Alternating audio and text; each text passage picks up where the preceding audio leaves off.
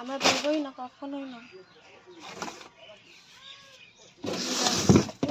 দেখো ওই লোকটা না সেদিনকে আমাদের বাড়িতে এসে ভয় খাইয়ে দিয়েছে, বললো না যে খাঁচায় পুরে রাখবে। আমরা বলছিলাম যে কেন আমরা খাঁচায় পুরে রাখতে পছন্দ করি না। বলেছি তো যে আমাদের বাড়িতে অনেক পাখি আসে, স্লিক তার মধ্যে অন্যতম, তাই না?